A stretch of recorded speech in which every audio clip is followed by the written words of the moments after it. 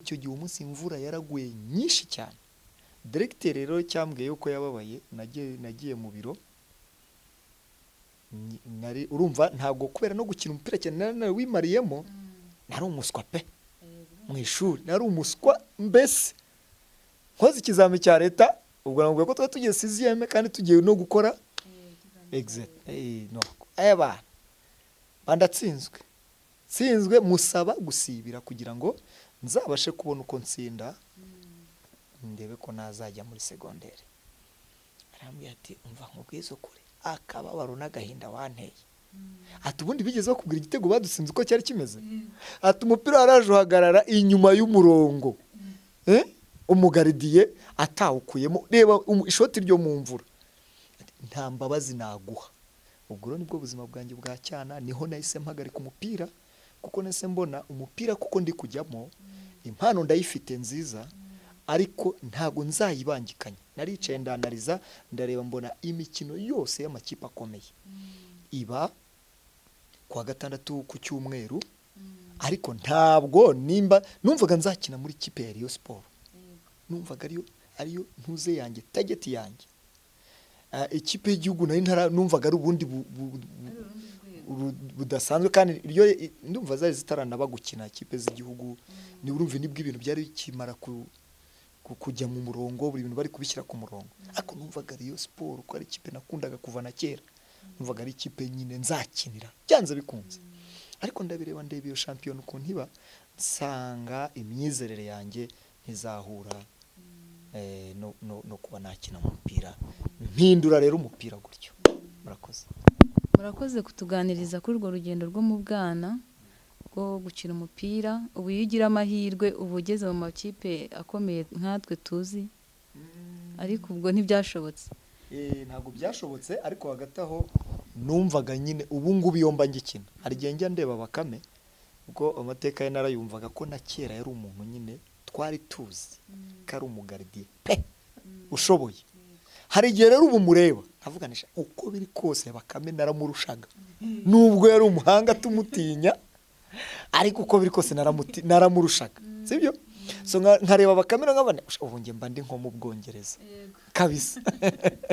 Iyo ntahura n'ibindi bibazo kayo nguko.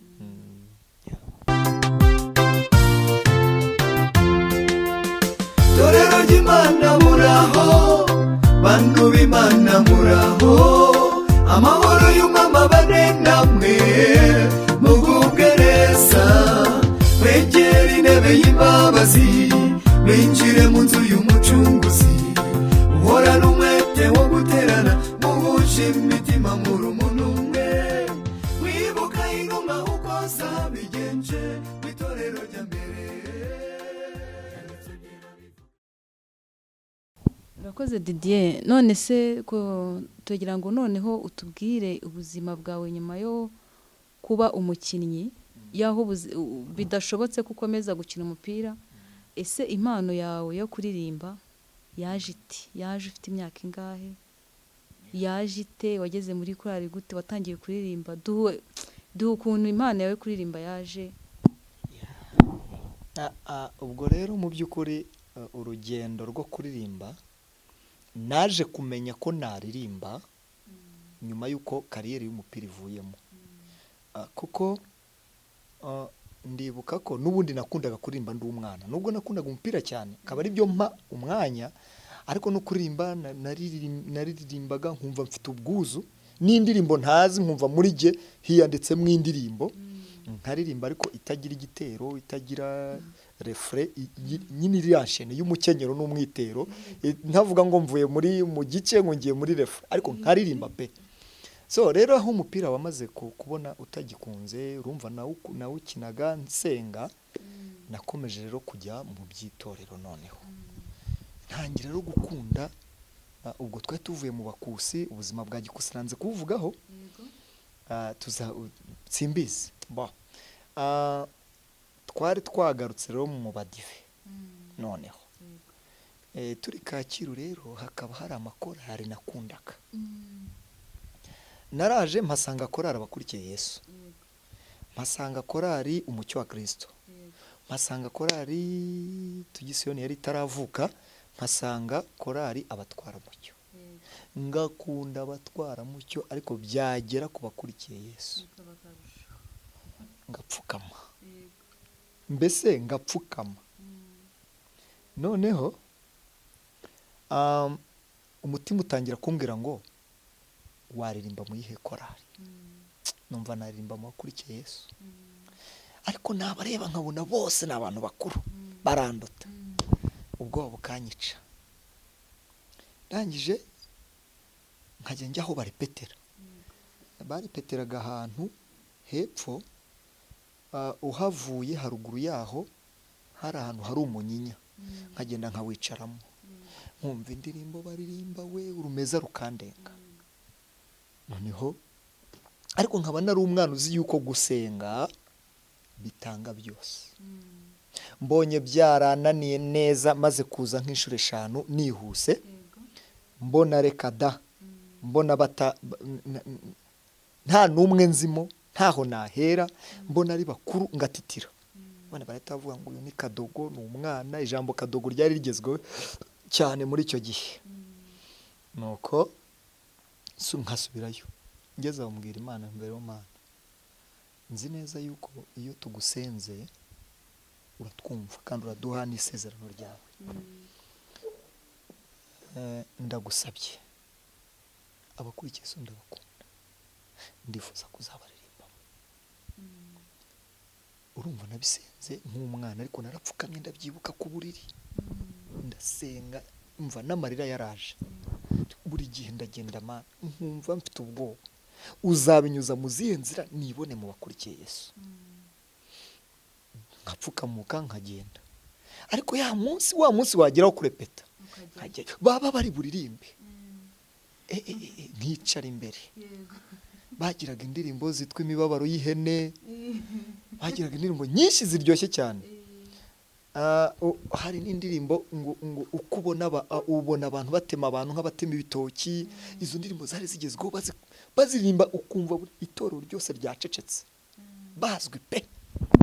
Tutaguciye mu ijambo, icyo gihe hari ryari, wari ufite imyaka ingahe? Reka ngereranye, kuko kwibuka byo numva nta kwibuka umwaka 100%, ariko byari nk'I9-7 aho bishyira 9 rwose, ko ndibuka ko nagiyemo 9 n'8. Nuko ubwo rero 9-7, umva ubwo buzima bumba ndwara abakurikiye Yesu nkuko kuno umuntu akunda. Mbona ngeze mu myaka y'ubwadoresa n'iki, nkunda abakurikiye Yesu byo gusara. Ntangije rimwe rero, kwa kundi nakunda kwigira muri repetition, sinamenye yuko uwo munsi bagiye kuririmba ahantu. Ndaza hari dimanche ndabyibuka. Noneho mageze, nimba bari bahinduye repetition, nimba bari bagiye kuririmba ntago mbizi. Bageze masanga korari yitwa Umucyo wa Kristo, niri kurepeta, irepetera ahandi. Noneho ndamanuka, urumva natinyaga abakurikiye Yesu kubera kubakunda. Izindi korari numva ari na korari rwose, numvaga nyine ari korari nyine ntaririmbamo, numvaga ijwi ryanjye nanjye ndyemera. Bandagiye, ariko nkaba nkunda kuririmba, ndagenda ndabumva uko baririmba. Mpageze nsanga n'abanyabwuzu cyane, nsanga bafite ubwuzu. Umva Umucyo barantunguye, si iyo foto sinzayibagirwa. Bati Didier, ntago bari baza amazina yanjye, baturaho twabonye umushyitsi hano bashoje, reka twibwire, nimba nakunda Umucyo wa Kristo yazamo nta kibazo. Mana we, ubwo unubwana n'iki no gukunda kuririmba, mpita uwo munsi nibwo ninjiye mu Mucyo wa Kristo. Ariko ryasengesha Imana itararyibagiwe. Icyo iyo mbyibutse nibuka ko Imana itari yararyibagiwe, ko inzira byanyuzemo zirasekeje. So mu Mucyo rero uwo munsi mba ndatangiye, bati se wumva waririmba iri hejuru? Nagikunda kuririmba amajwi ari hejuru, ariko nyawe ni buriya base, ariko nayijyamo. Numva base ari ryo jwi ryoroshye, ariko ntazi bya base, ntazi bya soprano n'iki ngo bigenda bite. Numva base ari ryo jwi riko ya nashobora. Koko kandi nshyizemo bumva ndarizi, ariko umuntu yampagarara imbere iruhande aririmba tenari, nkaba nagiye. Umuntu yampagarara iruhande aririmba aruto nkayirimba kandi nkayirimba neza nyine nkahita murusha nuko bibaye aho. Icyo gihe rero urebe ya mana abatoza b'abakurikiye Yesu batozaga umucyo. Urumva harimo uwitwa Elisa, ndamushimira nazumva iki kiganiro, harimo n'uwitwa Yosuwa nziza. Noneho bahageze Imana ibambika igikundiro, inyambika igikundiro, barankunda koko. Baturiya mwana muto kweri, uko turi kumwe ukabona banyitayeho bakankunda, mbona rwabwuzu, ndabona noneho ndabatinyutse, ndabona noneho mbamenye, Imana ishimwe. Ubwo rero bahise batangira kumenyera, kumbwira bati hoya najya muri aruto, bagatuma hoya nimba ari ijwi rya baze nyine jya ugerageza wumve ko ari baze uri kuririmba nyine, umuntu ntaguhagarara iruhande ngo uhite ugenda. By'ukuri bamvanye kure, nari mfite nyine ijwi wumva riryoshye, najya muri iyo baze ikaryoha, najya muri ya ruti ikaryoha, ariko bampa umurongo baravuga bati jya muri baze.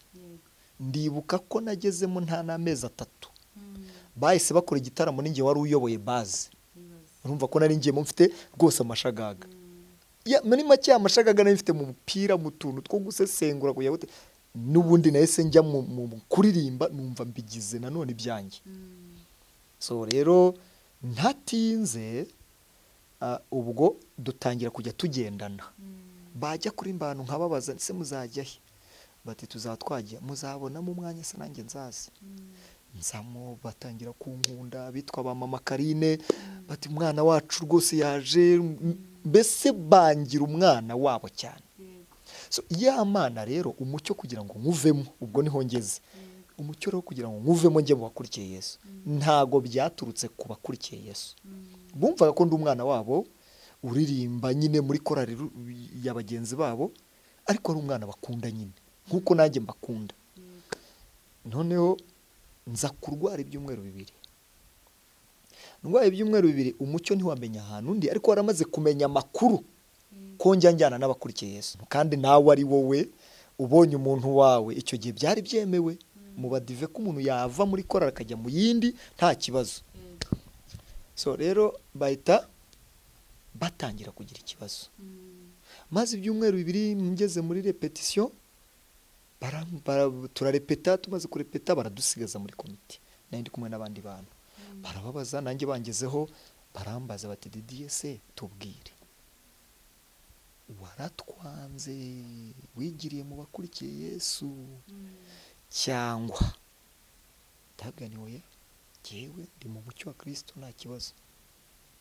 None se kumaze igihe utaboneka, utarepeta, bimeze bite? Tubwire rega nimba biranashoboka. N'umugabo bivuze rwose witwa Obedi, ati birashoboka ko waba wumva rwose ushaka abakurikiye kwigira mu bakurikiye Yesu.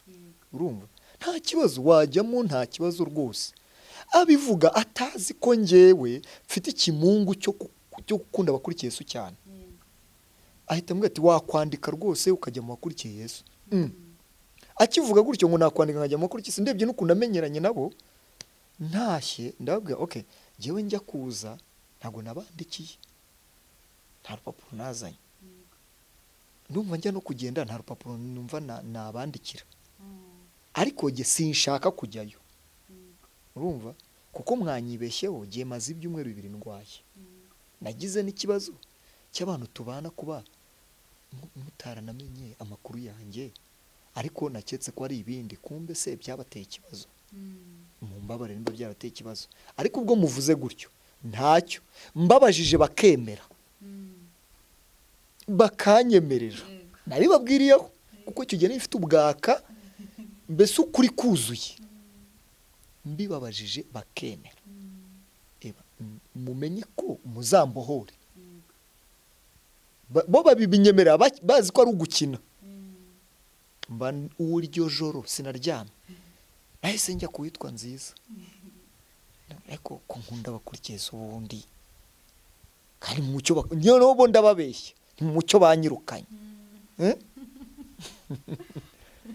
Wazaza nkiririmbira, batoke ati nta kibazo tuzababaza nzakubariza numve biba bigeze kuwa kabiri bataransubiza nahise nza muri repetition yabo y'abakurikiye Yesu barepeta niyumvira bukeye turataha ariko bakivugaho bakivuze bari bati ese umuntu wari uri mu yindi korari ntabwo turi buteze amakimbirane ngiye mbasobanura byose uko bimeze nabwo rero kandi igihe kindi numva ashaka kubaririmbamo nimba mwumva mwambohora nta kibazo ntago mbabeshya pe twagiranye ibibazo ibi n'ibi nimba mwumva byashoboka ko mbaririmbamo batoke noneho reka tukwereke reka duteranye komite zombi tubiganiraho babiganiraho ngiye kubona mbona ngo bandinjiye akurikiye ninjira mu ndirimba basi ubwo randi mateka kunaje kuririmba tena sinzi ubagaye ngoko ya